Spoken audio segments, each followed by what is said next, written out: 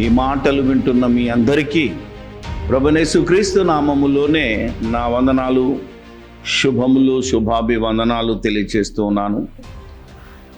ప్రతి వారము, ప్రతి సెమినారు, ప్రతి రీసెర్చ్ సెమినార్లో యథావిధిగా మనం వాక్యాన్ని పరిశీలించి పరిశోధించి అలాగున్నదో లేదోనని చూసుకొని, ఎవరు చెప్పినా అలాగున్నదో లేదోనని చూసుకొని ఉన్నది మరలే దేవుని ఆలోచన ప్రకారంగా, దేవుని నీతి ప్రకారంగా ఉందో లేదో చూసుకొని మనం నమ్ముతున్నాం, బోధిస్తున్నాం. దేవుని నీతి, దేవుని ఆలోచన మానవ నీతికి, మానవ ఆలోచనకు పడటం లేదు కనుకనే ఇక్కడ చేయబడుతున్న మరి బోధ చాలామందికి అర్థం కాక వ్యతిరేకిస్తున్నారు.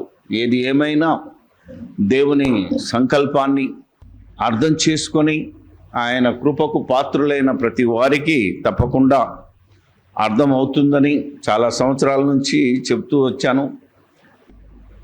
మనం చేస్తున్న ఈ యొక్క బోధ మన సొంతం కాదని, ఇది దేవుడు ప్రవక్తల ద్వారా బోధించాడు, దేవుడు యేసుక్రీస్తు ప్రభువు ద్వారా బోధించాడు, దేవుడు పరిశుద్ధాత్మ ద్వారా అపోస్తలుల ద్వారా బోధించిన బోధే తప్ప ఇది మన సొంత బోధ కాదు.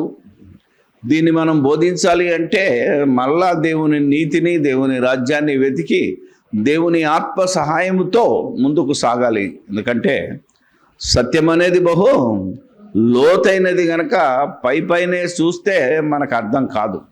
ఈరోజు మన అంశం కూడా దైవములే దేవుళ్ళ. చాలా జాగ్రత్తగా మనం వేసుకున్న ప్రశ్నను వాక్య ఆధారముతో పరిశోధించాలి. ఎందుకంటే ఈ యొక్క తెలుగు బైబిల్ని సరిగ్గా అర్థం చేసుకోలేక అనేక మంది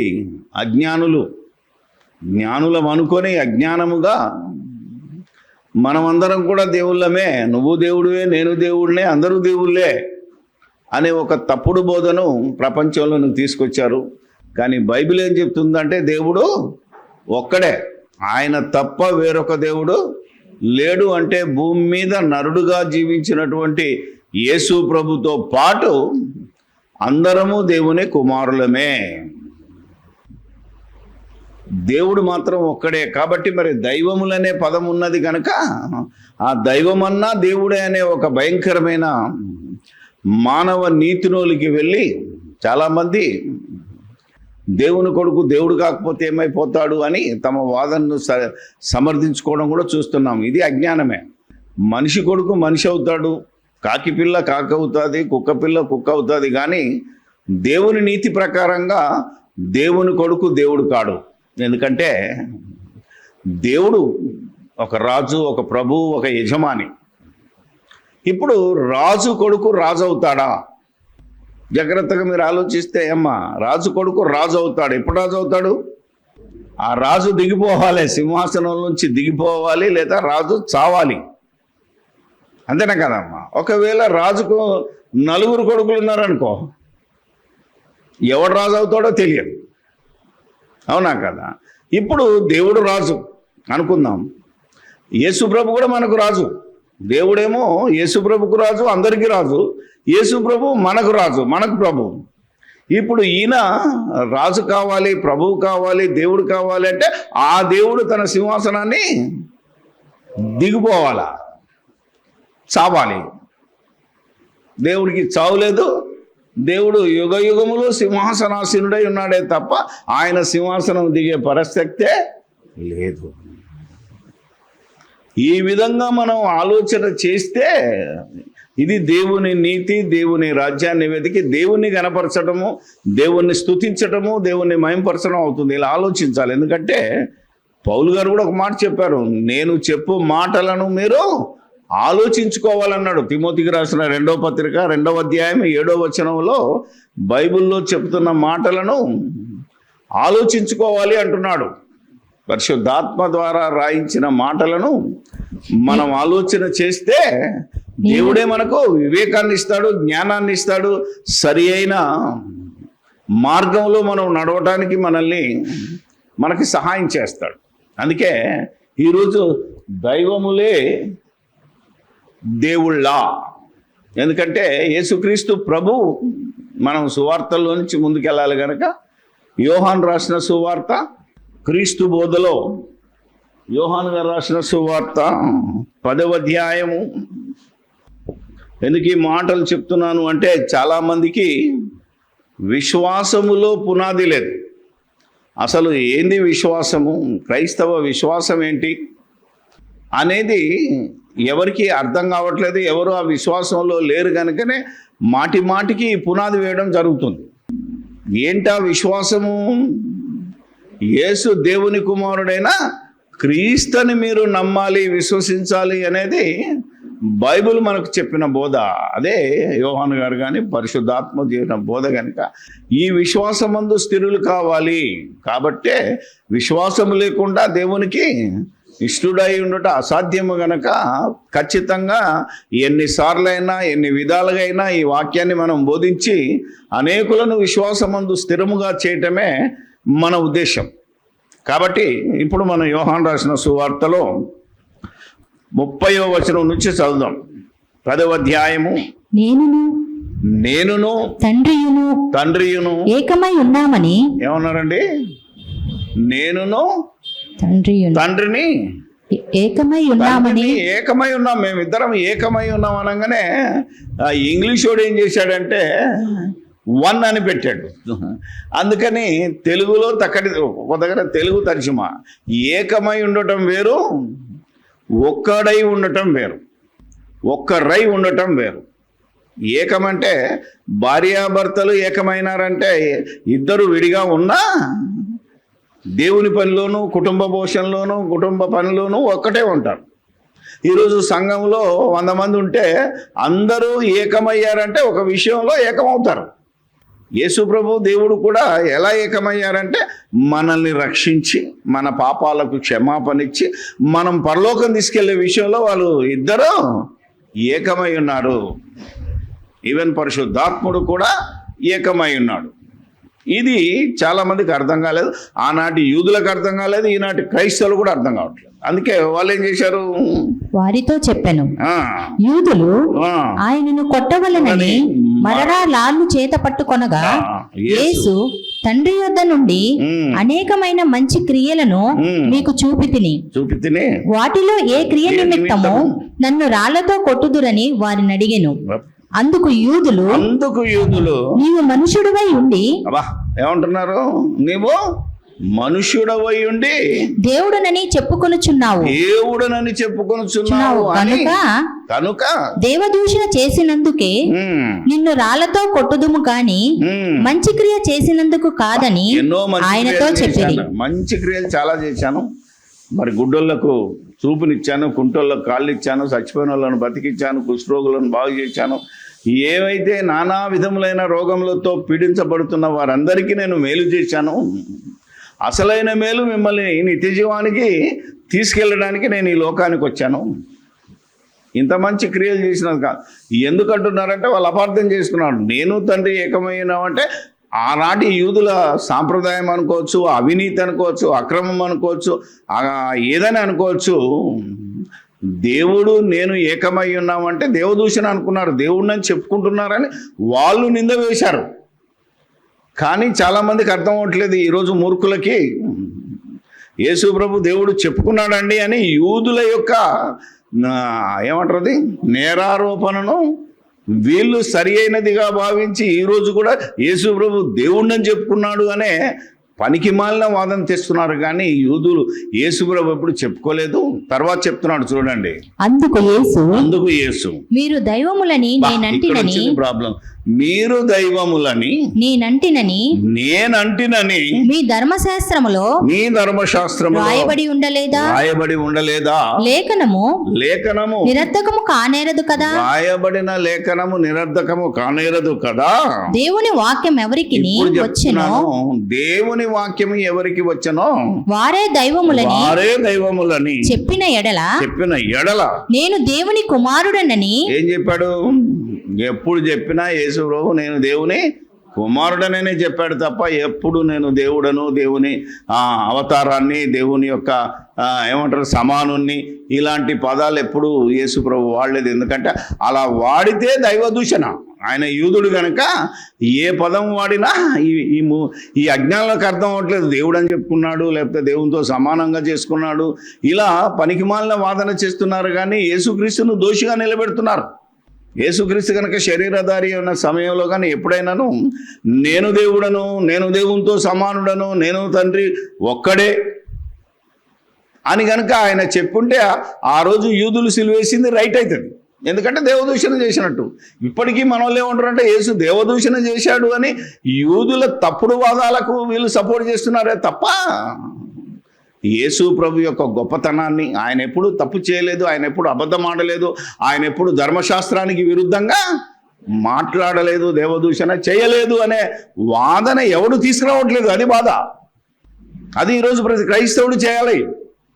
అది క్రీస్తును గణపరచడం అంటే, క్రీస్తును గణపరచడం, క్రీస్తును మయంపరచడం అంటే అది.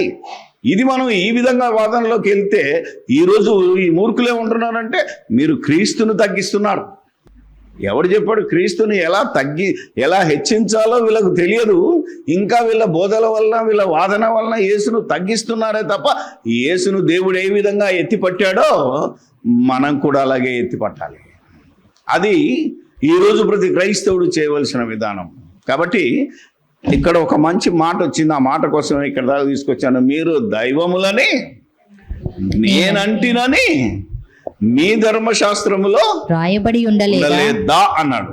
కాబట్టి ఇది లేఖనం గనుక, ఇది పాత నిబంధనలోని దేవుని ధర్మశాస్త్రంలో ఉన్నది కనుక ఆ దేవుని ధర్మశాస్త్రం ముందు దివారాత్రములు ఆనందించిన ఆ కీర్తనకారులు రాసిన ఒక కీర్తనను కనుక మనం ఆలోచన చేస్తే 82వ కీర్తనకి వెళ్దాం.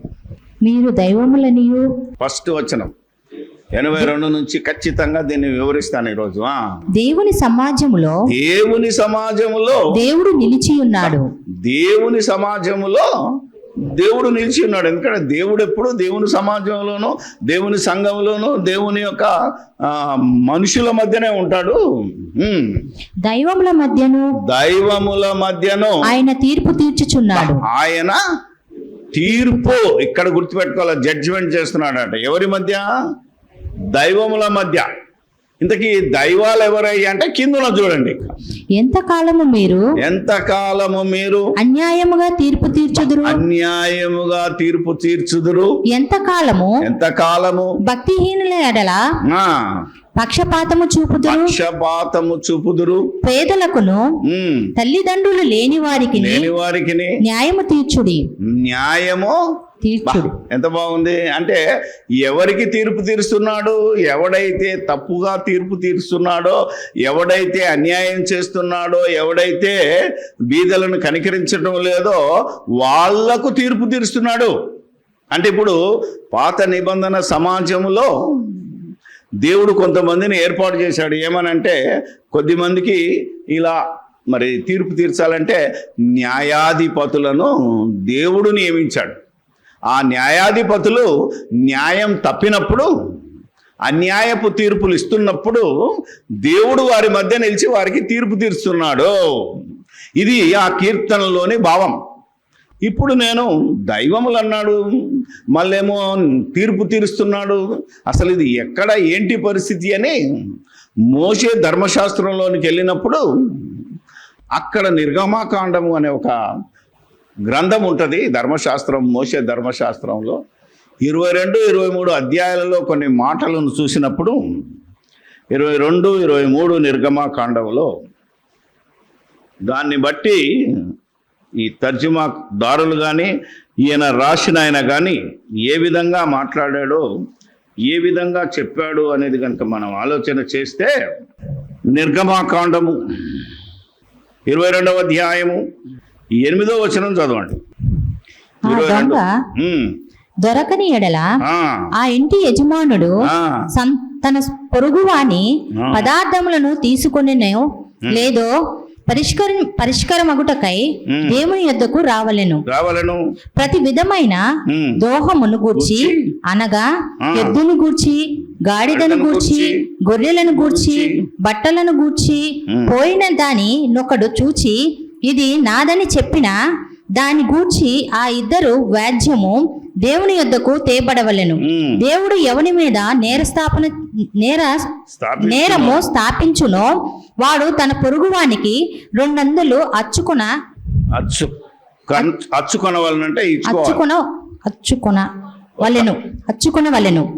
ఒకడు గాడిదనైనను. చాలా ఇక్కడ దేవుని యొద్దకు అని రాసిన దగ్గర ఒక ఫుట్ నోట్ ఇచ్చాడు.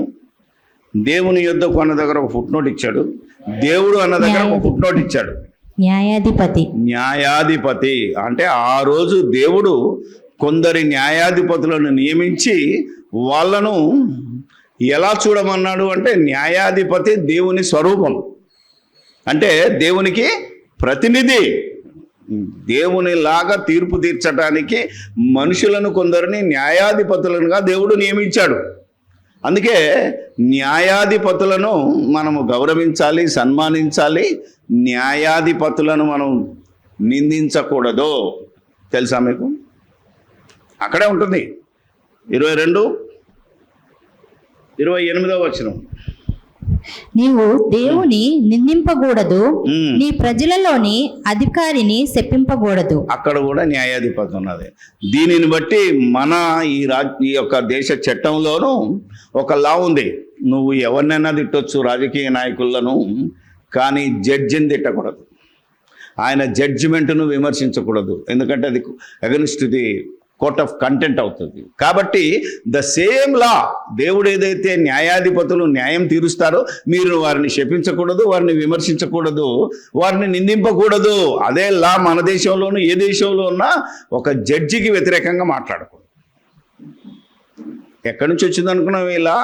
మీరు కనుక కోర్టుకు వెళ్తే కోర్టు ముందు నువ్వు గుండి తీసుకొని నడిచినా అతను జడ్జి ఆడు ఎంత దుర్మార్గం తీర్పిచ్చినా, ఎంత తప్పుడు తీర్పిచ్చినా, ఎంత స్వలాభంతో తీర్పిచ్చినా అతన్ని మనం నిందించకూడదు.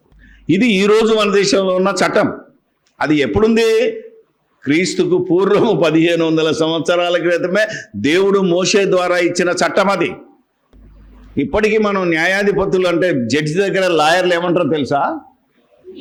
మీ లార్డ్, ప్రభువా అంటారంటే అధికారి, రాజు, even equal to the God. అప్పుడప్పుడు పేపర్లు వస్తుంది కదా, న్యాయదేవత. అర్థమైందా లేదా? ఇంత గొప్ప మాటలు బైబిల్లో ఉన్న ఈ బైబిల్ ఈరోజు మతం అయిపోయింది. ఈ బైబిల్ని చట్టంగా రాసుకున్న వాళ్ళు కూడా ఈరోజు బైబిల్ను నిందించే పరిస్థితి వచ్చింది. బైబిల్ ఈ దేశంలోనే ఉండొద్దట. మనం ఏం చేయలేం. ఎందుకంటే కొన్ని పాత నిబంధనలో ఇశ్రాయేలుకి ఇచ్చిన ఆజ్ఞలు నేటి ప్రజలకు, నేటి ప్రజాస్వామ్య పద్ధతులకు కొన్ని వ్యతిరేకంగా ఉన్నాయి. అది ఓల్డ్ టెస్టిమెంట్లో మాత్రమే తప్ప న్యూ టెస్టిమెంట్లో ఎక్కడ ఏ దేశంలో ఉంటే ఆ దేశాన్ని గౌరవించాలి, రాజ్యాంగాన్ని పాటించాలి, అన్ని పనులు చేయాలని యేసుక్రీస్తు బోధలో ఉంటుంది. కాబట్టి యేసుక్రీస్తు బోధను తప్పు పట్టేవాడు లేడు ఇంతవరకు. ఆ యేసుక్రీస్తు బోధనే మనం ప్రకటించాలని మనకు బైబిల్లో ఆజ్ఞ ఉంది. అందుకే క్రీస్తు బోధనే మనం తీసుకొస్తున్నాం. దానికి సాక్ష్యాధారం ఏంటంటే, ఇప్పుడు 82వ కీర్తనలోకి వెళితే దేవుని సమాజంలో దేవుడు నిలిచి ఉన్నాడు, దైవముల మధ్య దైవముల మధ్య అనేది నువ్వు ఇంగ్లీష్ బైబిల్లోకి వెళ్ళినా, గ్రీకు బైబిల్లోకి వెళ్తే గాడ్ అంటే దేవుడు దేవుని సమాజంలో అంటే జడ్జెస్ మధ్యలో ఉన్నాడు. దైవములు అంటే జడ్జెస్ అని అర్థం. అక్కడ ఈ జడ్జింగ్ అమాంగ్ ద జడ్జెస్ అని ఉంటుంది ఇంగ్లీష్ బైబిల్లో. అంటే మీరెవరినైతే దైవములుగా భావించి గౌరవిస్తున్నారో అలాంటి జడ్జెస్ తప్పుడు తీర్పులు తీరుస్తున్నారు కనుక ఆ జడ్జెస్కే దేవుడు తీర్పు తీరుస్తున్నాడు కనుక దైవములు అనే పదముకి అర్థం ఏంటంటే, మొదటి వచనంలో జడ్జెస్ దేవుళ్ళు కాదు, దేవుని స్వరూపాలు, దేవుని ప్రతిరూపాలు, దేవుని చేత నియమింపబడిన వారు. సో యేసుక్రీస్తు కూడా మనకు జడ్జి. ఇప్పుడు యేసుక్రీస్తును కూడా మనం ఏమనాలి? దైవము అనొచ్చు. దైవము వేరు, దైవం అంటే దేవుడు నియమించిన వాడు, దేవుడు నియమించి పంపినవాడు. ఒకే ఒక్క నీతిమంతుడు న్యాయాధిపతి ఎవరై అంటే యేసుక్రీస్తు మాత్రమే. అప్పటి వరకు ఇప్పటి వరకు ఎవడు ఆయన చేసినటువంటి న్యాయం కానీ తీర్పు కానీ ప్రపంచంలో చేయలేదు, ఇక చేయబోడు కూడా. అందుకని దేవుని సమాజంలో దేవుడు నిలిచి ఉన్నాడు. దైవముల మధ్య అన్న దగ్గర మీరు ఈరోజు ఏం చేయాలంటే ఒక ఫుట్నోట్ ఇచ్చుకొని న్యాయాధిపతుల మధ్య అని ఉండాలి అక్కడ. దీన్ని పట్టుకొని మనము దేవుళ్ళమే అందరూ దేవుళ్ళే అని అజ్ఞానముగా మాట్లాడుతున్న అనేక సంస్థలు పుట్టుకొచ్చాయి. ఈరోజు బైబిల్ కాలేజీలు పుట్టుకొచ్చాయి, బైబిల్ యూనివర్సిటీలు పుట్టుకొచ్చాయి. ఎందుకు ఈ మాట చెప్తున్నాను అంటే, మొన్ననే ఒక మరి మేమే జ్ఞానులం, మా అంత జ్ఞానులు లేరు అన్నోడే దానికి ప్రిన్సిపాల్గా పనిచేసినాడు. నన్ను అడుగుతున్నాడు ప్రశ్న, అసలు ఈ దైవంలు అంటే ఎవరన్నా, ఇంతవరకు ఏం నేర్చుకున్నావు, నీకు ఎవరు నేర్పాడు? అవునా కదా? అందుకని మనం ఆలోచించాము ఈరోజు. తప్పకుండా చూస్తే గ్రీకులోకి వెళ్ళినా జడ్జెస్ అని ఉంది. ఇప్పుడు జడ్జెస్, ఆనాడు జడ్జెస్ వాళ్ళు కొందరిని నియమించారు. ఇప్పుడు జడ్జెస్ ఎవరు అనేది కూడా మనం ఆలోచించాలి కదా. అందుకని ఇది బైబిల్ స్టడీ. దీన్ని బైబిల్ని ఈ విధంగా చదివితే నువ్వు మహాజ్ఞానివి, నువ్వు నిజంగా నీ బోధ విన్నవారిని నిన్ను నువ్వు రక్షించుకోగలవు అనేది తిమోతికి హెచ్చరికను బట్టి నేను ఇలా బైబిల్ చదువుతున్నాను, ఇలా బైబిల్ నేర్పిస్తున్నాను. ఎవడో చెప్పింది కాదు, ఏదో చూసి రాసుకున్నది కాదు. ఇప్పుడు కిందికి వెళ్తే ఏమంటాడు? కీర్తనల గ్రంథం 82వ కీర్తన, సంకీర్తన. తల్లిదండ్రులు లేని వారికి న్యాయము తీర్చుడి, శ్రమగల వారికి దీనులకును న్యాయము తీర్చుడి, దరిద్రులను నిరుపేదలను విడిపించుడి, భక్తిహీనుల చేతిలో నుండి వారిని తప్పించుడి. చూసారా, వీళ్ళంతా ఎవరిని తిడుతున్నాడు? ఈ అధికారం ఎవరికి ఇచ్చాడు? జడ్జెస్కి ఇచ్చాడు, న్యాయాధిపతులకు ఇచ్చాడు. ఆ రోజు ఈ న్యాయాధిపతులకు దేవుడు హెచ్చరిస్తున్నాడు, తీర్పు తీరుస్తున్నాడు. అది అక్కడ మీనింగ్. దైవములు అంటే పైన. తర్వాత జనులకు తెలివి లేదు, వారు గ్రహింపరు, వారు అంధకారములో ఇటు అటు తిరుగులాడుదురు, దేశమునకున్న ఆధారములన్నీ కదులుచున్నవి. వారు చేసే తీర్పుల వలనే, వారు ప్రవర్తించిన బోధ వలనే ఈరోజు దేశాలు, యుద్ధాలు, ప్రేమ లేని తత్వము. ఈరోజు బోధకులు కూడా ఇలాంటి మాటలు మాట్లాడడం వల్లనే సంఘాలంటే పడని దశ, సంస్థలంటే పడని దశ, ఒక పాస్టర్ అంటే ఇంకో పాస్టర్కు పడని దశ. ఇలా భయంకరమైన స్థితి ఎందుకు వచ్చిందంటే, మీరు చేయవలసిన తీర్పు, మీరు ప్రకటించవలసిన సువార్త. ఎందుకంటే సువార్త ప్రకటించేవాడే రాజు, సువార్త ప్రకటించి ప్రార్థన చేసేవాడు యాజకుడు. గనక క్రైస్తవుడు, ప్రతి బోధకుడు దేవుని రాజ్యంలో రాజు, అంటే ఈజ్ ఎ జడ్జ్. అందుకే మనల్ని గురించి మాట్లాడుతున్నాడు ఇప్పుడు. మీరు దైవములనియు మీరందరూ సర్వోన్నతుని కుమారులనియు నేనే సెలవిచ్చి ఉన్నాను.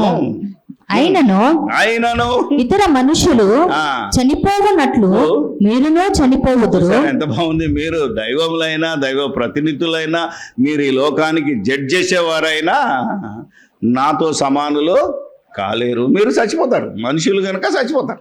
ఈ వాక్యాన్ని కూడా కింది దాకా రాలేదు.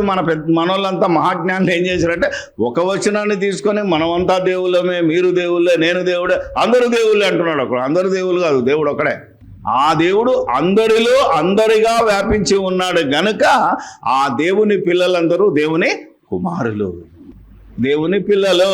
ఇది రైట్. ఇలాంటి సువార్తను ప్రకటించాలి జాగ్రత్తగా మనం. ఇప్పుడు దీన్ని యేసుప్రభు తీసుకున్నాడు. మళ్ళీ ఇప్పుడు ఏమంటున్నాడంటే, నువ్వు దేవదూషణ చేస్తున్నావు, దేవుణ్ణి అని చెప్పుకుంటున్నావు అంటే, నాయనా నేను దేవుణ్ణి కాదు, నేను దేవుణ్ణి అని చెప్పుకోలేదు, నేను దేవుని కుమారుని అని చెప్తున్నాను. అయితే మీ కీర్తనల్లో రాయబడిన దాన్ని చెప్పింది నేనే అన్నాడు, కానీ ఇప్పుడు దానికి మోడిఫికేషన్ ఇస్తున్నాను. ఎందుకంటే ఆ నిబంధన మారింది కనుక అందులో అందరూ దేవుని పిల్లలు అన్నాను. ఎవరళ్ళు? మొత్తం ఇశ్రాయేలులు, యూదులు ఎవరైనా దేవుని పిల్లలే అని నేను సెలవిచ్చాను. కానీ ఇప్పుడు నేను మీతో చెప్పున్నదేమనగా అంటే, దేవుని వాక్యము ఎవరికి వచ్చనో వారే అంటే దేవుని వాక్యం అంటే యేసుక్రీస్తు ఎవరి దగ్గరికి వచ్చాడో, ఎవరు యేసుక్రీస్తును స్వీకరిస్తారో, ఎవరు యేసుక్రీస్తును ధరించుకుంటారో వాళ్ళెవరట? వారు దైవములు. అంటే వాళ్ళే ఈరోజు దేవుని కుమారులు, దేవుని పిల్లలు, దేవుని రాజ్యంలో రాజులైన యాజక సమూహము, దేవుని రాజ్యంలో తీర్పు తీర్చే జడ్జెస్ కూడా మనమే. ఇది అర్థం. బయట చూస్తే మామూలుగా అర్థం ఏంటి? దేవుని పిల్లలే దైవాలు. దైవములు అంటే దేవుని పిల్లలు, దేవుడు అంటే ఈ పిల్లలని కన్నవాడు. అర్థమైందా మీకు? ఇప్పుడు పైనే చూస్తే ఒరిజినల్గా మీరు ఆ మాతృభాషలోకి వెళ్ళినా ఆ సందర్భాన్ని కనుక, ఆ కీర్తనను కనుక పూర్తిగా చదివితే దైవములంటే జడ్జెస్, దేవుళ్ళు కాదు, దేవుని పిల్లలు, న్యాయాధిపతులు. ఇప్పుడు యేసుక్రీస్తు ఎవరి దగ్గరికి వచ్చాడో, యేసుక్రీస్తు ఎవరిలో ఉంటాడో, యేసుక్రీస్తుని ఎవరైతే దేవుని కుమారుడును నమ్ముతారో వాళ్ళెవరు? దేవుని పిల్లలు. మొదటి యోహాను సువార్త 1వ అధ్యాయం 12వ వచనంలో ఉంటుంది, తన్ను ఎందరు అంగీకరించిరో వారందరూ దేవుని పిల్లలు. కుమారులు అనేది వ్యాకరణం ప్రకారంగా పిల్లలు. తన్ను ఎందరు అంగీకరించురో వారికందరికి, అనగా తన నామమందు విశ్వాసముంచిన వారికి దేవుని పిల్లలగుటకు ఆయన అధికారము అనుగ్రహించెను. అంటే యేసు ప్రభువుకు దేవుడు అధికారం ఇచ్చాడు.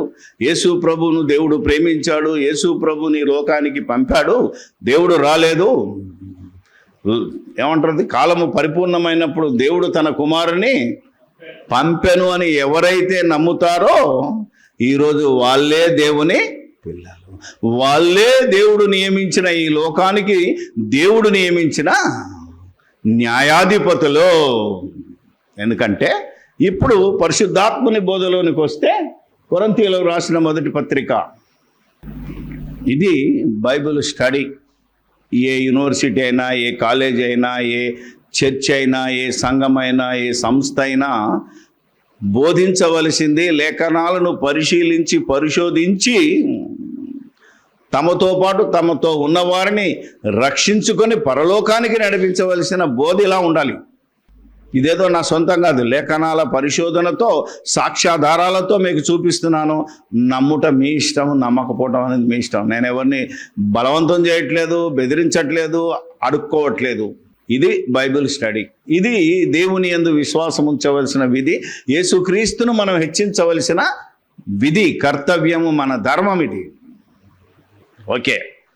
కొరింథీయులకు రాసిన మొదటి పత్రిక 6వ అధ్యాయము 1 నుంచి, మీలో ఒకనికి మరి ఒకని మీద వ్యాజ్యం ఉన్నప్పుడు వాడు పరిశుద్ధుల ఎదుట కాక, వారు పరిశుద్ధుల ఎదుట కాక అనీతిమంతుల ఎదుట వ్యాజ్యమాడుటకు తెగించుచున్నాడా? ఇంతకీ పరిశుద్ధులు ఎవరు? పరిశుద్ధుడైన యేసు రక్తములో కడగబడిన ప్రతివాడు పరిశుద్ధుడు. ఎందుకంటే దేవుడు కూడా చెప్పాడు, నేను పరిశుద్ధుడని కనుక మీరును. ఇప్పుడు మనం ఎవరమాట? సంఘంలోనికి వచ్చిన వాళ్ళందరూ ఎవరంటే పేతురు రాసిన పత్రిక 2వ అధ్యాయం 9వ వచనం ప్రకారంగా ఎవరు క్రైస్తవులు? మనమే. సో పరిశుద్ధులు. ఆ రోజు న్యాయాధిపతులను, మంచి క్యారెక్టర్ ఉన్న వాళ్ళని నియమిస్తే వారు లోకాశకు లోబడి అన్ని తప్పుడు తీర్పులు తీరుస్తున్నప్పుడు దేవుడు వారి మధ్య నిలబడి వారికి తీర్పు తీర్చాడు. ఇప్పుడు కూడా ఏమన్నాడు? అయితే మీరు చీకటిలో నుండి, మీరంటే సంఘంలో ఉన్నవారంటే ఈరోజు మనం కూడా చీకటిలో నుండి ఆశ్చర్యకరమైన తన వెలుగులోనికి మిమ్మును పిలిచిన వాని గుణమును అతిశయమును, యేసుక్రీస్తు యొక్క గుణాన్ని, ఆయన యొక్క గొప్పతనాన్ని ప్రచురము చేయు నిమిత్తము ఏర్పరచబడిన వంశమును, రాజులైన యాజక సమూహమును, పరిశుద్ధ జనమును, దేవుని సొత్తైన చూసారా ప్రజలునై ఉన్నారు. పరిశుద్ధులు లోకమున కంటే మనమే ఈరోజు ఎవరికి తీర్పు తీర్చాలి? ఈ లోకానికి. ఏమని ఉంది? ఈ లోకము పాపపు లోకంలో పడిపోతుంది గనక, ఒరే నాయన, పాప క్షమాపణ కోసం యేసుక్రీస్తుని దేవుడు ఈ లోకానికి పంపాడు. ఆయనను మీరు దేవుని కుమారుడని నమ్మి ఆయన ద్వారా పరలోకం చేరండి అనేది మనం చేయవలసిన జడ్జిమెంట్. ఇది తీర్పు అంటే అదే ప్రకటన. యేసుక్రీస్తు కూడా తీర్పు తీర్చాడంటే ప్రకటించాడు. జడ్జ్మెంట్ చేసి వెళ్ళాడేమని, నన్ను నమ్మితే నా ద్వారా పరలోకానికి చేరుతారు, నన్ను నమ్మని వాడు నిత్యాగ్ని దండలను. That is the judgement. ఈరోజు క్రైస్తవుడు కూడా ఏం చేయాలంటే, యేసు ప్రభు దగ్గరకు వస్తే నీకు రక్షణ దొరుకుతుంది, యేసు ప్రభు దగ్గరకు వస్తే నీకు పాప క్షమాపణ దొరుకుతుంది, నీకు పరలోకం దొరుకుతుంది. ఇది ప్రకటించేవాడు న్యాయాధిపతి. నీకు ఇల్లు ఇస్తాడు, నీకు బంగళ ఇస్తాడు, నీకు ఉద్యోగం ఇస్తాడు, నీకు కారు ఇస్తాడు, నీ రోగం బాగు చేస్తాడు. ఇవన్నీ సువార్తలో లేవు. ఈరోజు డబ్బులు సంపాదించడానికి పాస్టర్లు ఎత్తుకున్న వ్యాపారమే ఈ స్వస్థతలు, ఈ రోగాలు బాగు చేయడం. ఇదంతా ఒక బిజినెస్ అయిపోయింది. ఈ బిజినెస్ చేయడానికి నిన్ను పిలవలేదు. ఇలాంటి బిజినెస్ చేసేవాడు కూడా జడ్జిమెంట్ ఉంది. ఎవరు చేయాలో మనం చేస్తున్నాం. మీరు ఒరే నాయన, అది తప్పుడు బోదా, వీళ్ళంతా చేసేది తప్పుడు బోదా, అవునా కదా? ఒక ఆమె ఏం చేసింది, అవునా కదా? ఏం చేసింది? అందరూ విమర్శించారు. నా దగ్గర పైసలు లేవు, ఏటీఎంలో లక్షలు వచ్చాయి. ఎవడు చెప్పండి? నీ అయ్యా జాగిరుందా? డబ్బులు ముద్రించేయడానికి దేవునికి కూడా అధికారం లేదు, తెలుసా మీకు? ఈరోజు మనకు డబ్బు ముద్రించాలంటే రిజర్వ్ బ్యాంక్ ఆఫ్ ఇండియా వాడు ముద్రించాలి తప్ప దేవుడు ముద్రించేయడానికి దేవునికి అవకాశం లేదు. ఈ బోధ చెయ్యి, ఆత్మను రక్షించాలి. ఇక్కడ ఎవడు చూడు, నీకు ఇది దొరుకుతుంది. ఈరోజు 90% పాస్టర్లలో ఈ వ్యాపార సంబంధమైన, ఆస్తుల సంబంధమైన బోధే జరుగుతుంది, జడ్జిమెంటే జరుగుతుంది. కానీ ఇప్పుడు వీళ్ళకి జడ్జిమెంట్ వేయడానికి మనం నియమించాడు దేవుడు, అది న్యాయాధిపతి. ఈరోజు ప్రతి క్రైస్తవుడు దైవమే. యేసుక్రీస్తును ఎవరైతే అంగీకరిస్తారో వారు న్యాయాధిపతులుగా, పరిశుద్ధులుగా లోకానికి, తప్పుడు బోధలో వెళ్తున్న వాడికి, తప్పుడు విధానంలో బ్రతుకుతున్న వాడికి జడ్జిమెంట్ చేయవలసింది మనమే. మనము కూడా తప్పుడు బోధ చేస్తే మనకి దేవుడు తీర్పు తీరుస్తాడు. That is the essence of 82 సామ్స్లో ఉన్న అసలైన మీనింగ్ ఏంటంటే అది 42వ కీర్తనలో. ఇప్పుడు చెప్తున్నాడు చూడండి, పరిశుద్ధులు లోకమునకు తీర్పు తీర్చుదురని మీరెరుగరా? మీ వలన లోకమునకు తీర్పు జరగవలసి ఉండగా మనమే తీర్పరులము. సంఘములో ఉన్న ప్రతి వాడు జడ్జిమెంట్ చేయవలసిన ప్రతి న్యాయాధిపతి. ఈరోజు మీరు న్యాయం చేయవలసిన వాళ్ళు, మీరు బయటలతో ఎందుకురా తీర్పు తీర్చబడుతున్నారు? కొట్లాట వచ్చిందనుకో, ఇద్దరు కలిసి ఈడెక్కడికి వెళ్తున్నాడు? సంఘంలో తీర్పు రావడానికి వెళ్ళట్లేదు. పోయి కార్పొరేటర్ దగ్గరికి వెళ్దాంపా, లేకపోతే సంఘ పెద్ద అది ఏమంటారు, అది బస్తీ పెద్దల దగ్గరికి వెళ్ళిపోదాంపా, లేకపోతే ఎమ్మెల్యే దగ్గరికి పోదాం అంటున్నాడు. వాళ్ళ దగ్గరికి ఎందుకు వెళ్తాడు? సంఘం లేదా? దేవుడు లేడా? నీలో వ్యాజ్యం లేదా? నీలో మీరు తీర్పు తీర్చలేరా?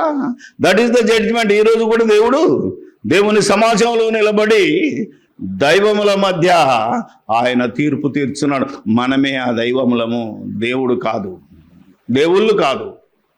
ఓకే, మిక్కిలి అల్పమైన సంగతులను గూర్చి తీర్పు తీర్చుటకు మీకు యోగ్యత లేదా? మీకు యోగ్యత లేదా? మనము దేవదూతలకు తీర్పు తీర్చుదామని ఎరుగరా? క్రైస్తవుడికున్న అధికారం ఏంటట?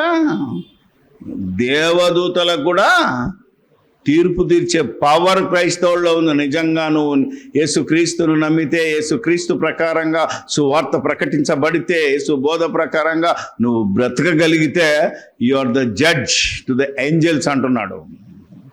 దేవదూతలు ఇప్పుడు ఈరోజు మనకు పవర్ఫుల్ వాళ్ళు, వాళ్ళకే మనము తీర్పు తీర్చవలసినదిరా నాయన. మీరెందుకు చిన్న చిన్న విషయాల్లో గొడవ పడుతున్నారు? అవునా కదా? మనం ఆలోచన చేద్దాం. ఎంత బాగుంటుంది అంటే, this is the word of God. ఈరోజు మనలో మనకే ఒకడంటే ఒకడికి పడం దశ. ఈరోజు నేను ఆంధ్రప్రదేశ్, తెలంగాణ, రాయలసీమలోకి వెళ్ళి పాస్టర్ల సమావేశం పెడుతున్నప్పుడు ఒక పాస్టర్ వస్తున్నారు, 50 మంది, 60 మంది, 100 మంది వస్తున్నారు, కానీ ఒకడంటే ఒకడికి పడదు.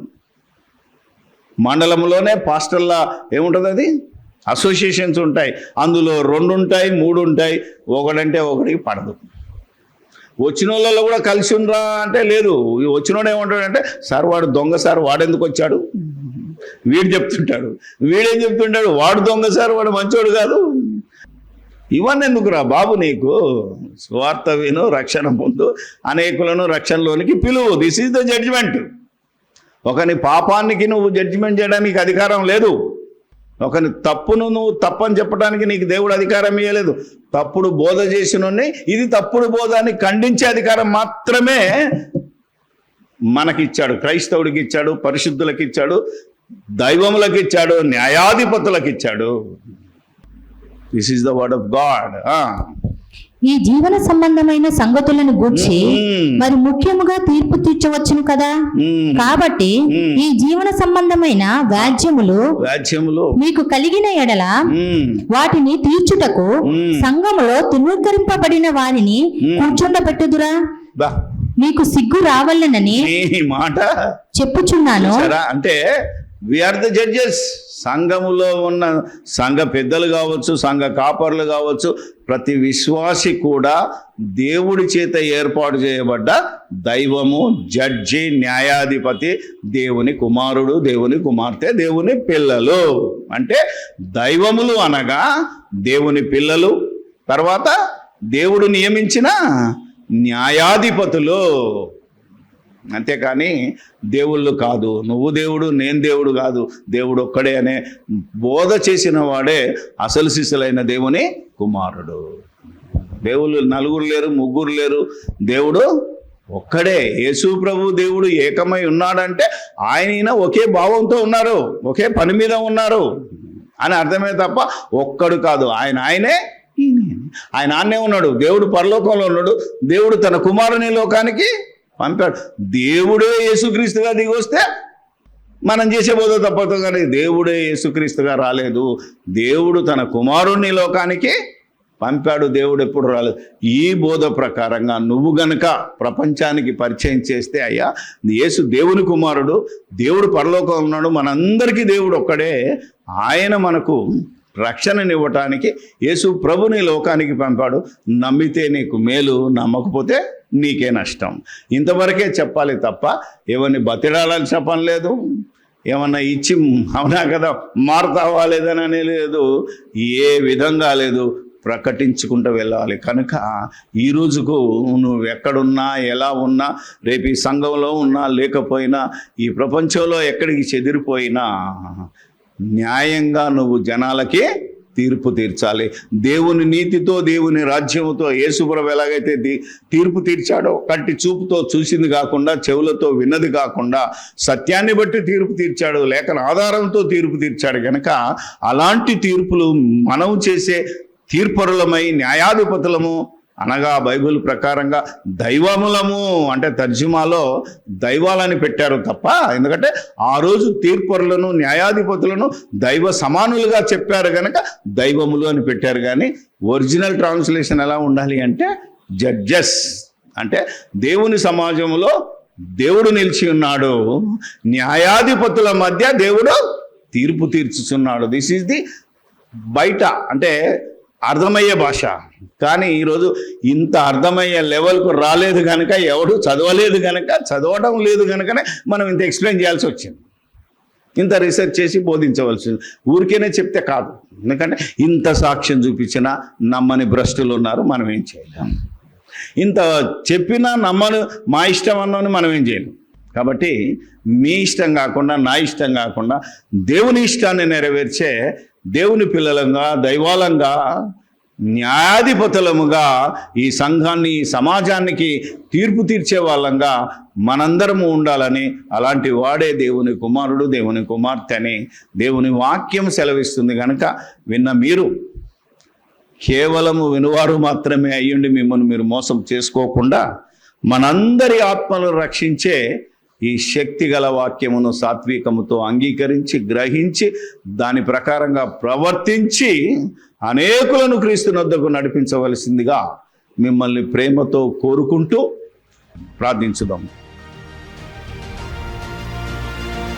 పరిశుద్ధుడైన మా తండ్రి, పరలోకమందును నమ్మినా నమ్మకపోయినా, ఆరాధించినా పూజించినా వ్యతిరేకించిన మనుషులందరిలో అందరిగా ఉన్నటువంటి సర్వేశ్వరుడవైన మా కన్న తండ్రి, సర్వ శరీరాత్మలకు దేవుడవైన మహాదేవుడా నీకు